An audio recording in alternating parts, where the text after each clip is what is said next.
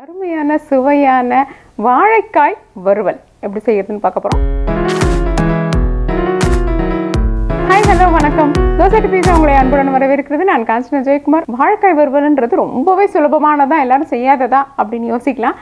ஆனாலும் இதுல ஒரு தனிப்பட்ட சுவையும் அதே நேரத்தில் வறுக்கிறதுல ஒரு சின்ன விஷயம் இருக்கும். அதாவது முறுமுறுப்பு இருக்கணும், மேல் பாகம் உள் பாகம் மிருதுவாக இருக்கணும்.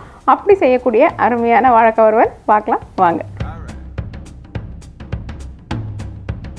இப்போ இந்த வாழைக்காயை முதல்ல நம்ம வாழைக்காயினுடைய குணநலங்களை தெரிஞ்சுக்கலாம். வாழைக்காய்க்கு எப்படின்னா தோல் இருக்கும். இந்த தோலோடு தான் சமைக்கிறது உகந்தது. ஏன்னா தோலில் அதிகமான பொட்டாசியம் சத்து இருக்கிறதுனால முடிந்த வரைக்கும் அதை களையாமல் அதை அப்படியே சமைக்கிறது நல்லது. ஏன்னா இதை எடுத்துட்டு அதுக்கப்புறம் நம்ம வெறும் வாழைக்காய் மட்டும் சாப்பிட்றத விட இந்த தோலோடு சாப்பிட்றது ரொம்பவே சிறந்தது. அதனால் நம்ம இந்த வாழைக்காயை தோலோடு நறுக்கி உங்களுடைய குக்கர் பாத்திரங்களில் போட்டு வேக வச்சுக்கலாம். குக்கர் உபயோகப்படுத்தாதவங்க, ஏன்னா சில சமயம் வாழைக்காய் குக்கரில் போடும்போது குழஞ்சி போயிடும். அதனால் நம்மளுக்கு அது கொஞ்சம் நல்லா தெரியணும். குக்கரில் போட்டிங்கன்னா ஒரே ஒரு சத்தம் விட்டதுக்கப்புறம் எடுத்துட்டிங்கன்னா கண்டிப்பாக குழையாது.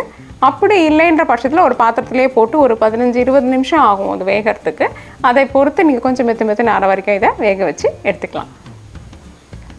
இப்போ நான் இதை இந்த குக்கர் பாத்திரத்தில் சிறிதளவே நீர், அதிகமான நீர் வைக்கக்கூடாது. ஏன்னா நம்ம அந்த தண்ணியை கீழே ஊற்றிடுவோம். அதனால் சிறிதளவே தண்ணீர் வைத்து இதை நம்ம வேக வச்சு எடுத்துக்கலாம். இப்போ சிறிதளவு உப்பு போட்டுக்கலாம்.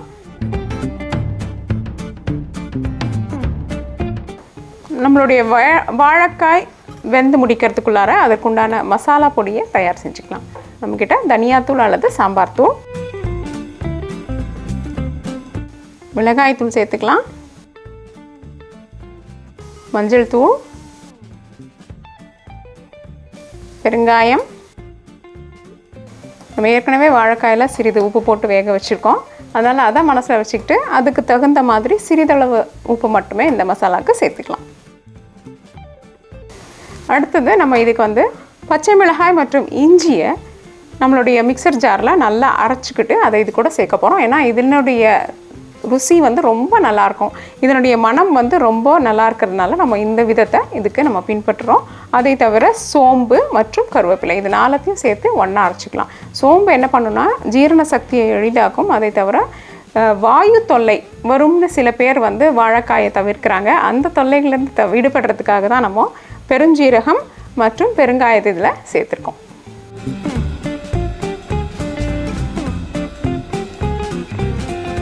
இப்போ இங்கே பார்த்தீங்களா, இதை நல்லா ஒன்று பார்த்தீங்கன்னா நம்ம அரைச்சி எடுத்துருக்கோம்.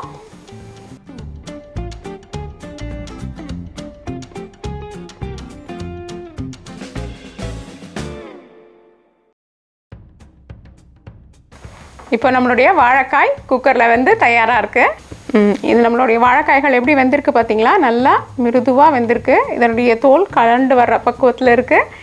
இது மாதிரி வேக வைக்கணும். இது உங்களுடைய குக்கர் பாத்திரத்துக்கு ஏற்ற மாதிரி நீங்கள் இதை செய்துக்கலாம். அதாவது ஒரு சத்தத்துலேயே சிலது வெந்துடும். சில சமயங்கள் நம்மளுக்கு 2-3 சத்தம் விட வேண்டியிருக்கும். அதை நீங்கள் பார்த்துட்டு அதுக்கப்புறமா பயன்படுத்தலாம். அல்லது பாத்திரத்துலையாலும் இந்த பக்குவத்துக்கு மட்டும் உபயோகப்படுத்துங்க. இந்த மசாலா கலவையை கலக்கிறதுக்கு நம்மளுக்கு சிறிதளவு தண்ணி வேணும் இல்லைங்களா, அந்த தண்ணி நான் பொதுவாக போடல. இதில் இருக்கிற தண்ணியே இதில் ஊற்றி நம்ம கலந்துக்கலாம். அப்போ நம்ம இந்த தண்ணியை வீணாக்காமல் உபயோகப்படுத்திடுவோம்.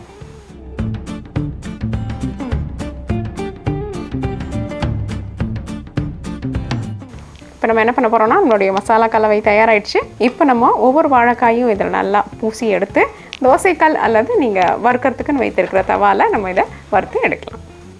இங்கே பார்த்தீங்களா, வாழைக்காய்களை நம்மளுடைய மசாலாக்கள் நல்லா எல்லா பக்கமும் பரவுற மாதிரி இதில் தடவி வச்சுருக்கேன் நான். இப்படி தடவினதுனால நம்ம இப்போ தோசைக்கல் மேலே வச்சு பொரித்து எடுக்கலாம். சிறிதளவு எண்ணெய் போட்டுக்கலாம். இப்போ மெதுவாக நம்மளுடைய வாழைக்காய்களை இதில் வச்சிடலாம்.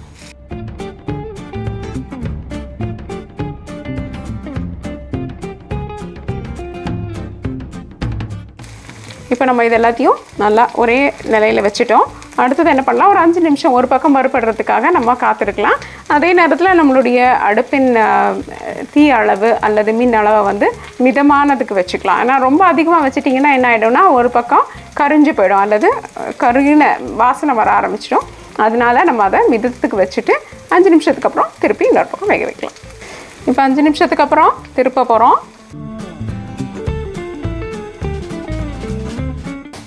இப்போது 2 பக்கமும் நன்றாக வறுப்பட்ட வாழைக்காய் வறுவல் நம்மக்கிட்ட தயாராகிடுச்சு. இங்கே பார்த்தீங்களா 2 பக்கமும் இதில் ஒரு அருமையான நிறமாற்றம். அதாவது என்னென்னா மேல் பரப்பு அதனால் என்னென்னா முறுமுறுன்னு இருக்கும், உள்பக்கம் வந்து மிருதுவாக இருக்கும். சுவையான வாழைக்காய் வறுவல் பரிமாறுவதற்கு தயார். இந்த சுவையான அருமையான வாழைக்காய் வறுவல் நம்மக்கிட்ட தயாராக இருக்குது. நல்லா மேற்புறம் முறுமுறுன்னு உள்ள நல்லாவே மிருதுவான தன்மையோட தயாரான இந்த வாழைக்காய் பொரியலை நீங்களும் செய்து பார்த்து உங்கள் கருத்துக்களை எங்ககிட்ட பகிர்ந்துக்கோங்க. தோசை டு பீட்சா என்றது உங்கள் நாவிற்கும் வயிற்றிற்கும் நல்லதொரு சுவை. இந்த வீடியோ உங்களுக்கு பிடிச்சிருந்தா லைக் ப்ரெஸ் பண்ணுங்கள். தோசை டு பீட்சாக்கு மறக்காமல் சப்ஸ்கிரைப் பண்ணுங்கள். இந்த சப்ஸ்கிரிப்ஷன் முற்றிலும் இலவசம் மற்றும் உங்களுடைய பிரின்சிபல் ரெசிபீஸ்க்கு dosa2pizza.com விஜயம் செய்யுங்கள். நன்றி, வணக்கம்.